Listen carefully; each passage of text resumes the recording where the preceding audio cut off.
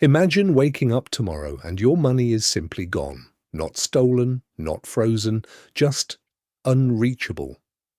What if the entire global banking system went dark for 7 days? 7 days. It's 3:47 a.m. on a Monday. Inside the SWIFT network, the invisible backbone moving $11 trillion between banks every single day, a cascade failure begins. Servers in Frankfurt, New York, Tokyo, Singapore, dropping offline one by one, not with an explosion, not with a war declaration, just silence. By 6 a.m., bank apps worldwide display 3 words: service temporarily unavailable. By 9 a.m., the New York Stock Exchange halts trading for the first time since September 11th. The financial nervous system of planet Earth has flatlined. By noon, the tremors reach ordinary people. A mother's grocery payment is declined. A truck driver can't fuel his rig. A hospital in Lagos can't process its medical supply orders. And the truly terrifying part, the modern supply chain, doesn't run on food or fuel. It runs on financial trust. The second that trust breaks, every link in the chain begins to snap. Day 2. The people who stayed calm wake up to the same black screen, and something shifts. ATM lines snake around entire city blocks. Stores go cash only, but there isn't enough cash in circulation to sustain a cashless society for 48 hours. The Federal Reserve holds an emergency press conference. Measured words, trembling hands, gold spikes 40% in a single morning. Bitcoin surges to its highest value in history. But most people have neither. Most people have a debit card and a phone. And right now, neither of those things can buy a loaf of bread. 3. Supermarket shelves begin showing gaps. First meat, then dairy, then water. 23 million Americans expected to receive direct deposits today receive nothing. Payroll has missed its first cycle. In Nigeria, Kenya, Bangladesh, mobile money platforms are completely dark.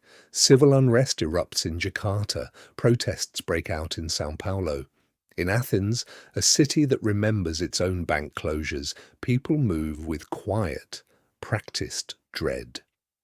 Day 4. Governments activate emergency wartime economic protocols most citizens didn't know existed. The Defense Production Act is invoked. Military food distribution begins. The European Central Bank emergency launches its digital euro, a currency that had been sitting in development for 3 years, rushed into existence right now in real time.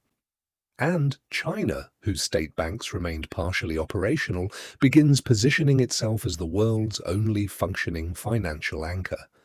The geopolitical power shift happening in these 72 hours will echo for decades. Day 5. In Los Angeles, a food convoy is surrounded by hundreds of people. In London, a briefly reactivated ATM is emptied in seconds. But in rural communities, something quietly extraordinary happens. Barter, eggs for fuel, labor for food, skills for shelter. The oldest human economy, reawakening in parking lots and on front porches. Day 6.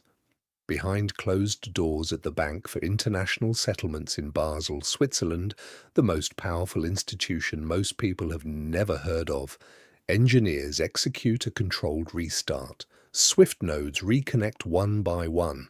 Liquidity flows. The pipes reopen carefully because one wrong move triggers a second collapse. Day 7. Your app loads, the ATM works, your deposit clears.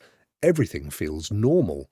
But the damage, $11 trillion in frozen transactions, $4 trillion in lost output, 47 nations with destabilized currencies, is permanent. And the question nobody in power will answer: how did the most sophisticated financial system in history have a single point of failure? How did we build a world where 7 days could bring civilization to its knees? The banks are back. Your card works. Everything feels fine.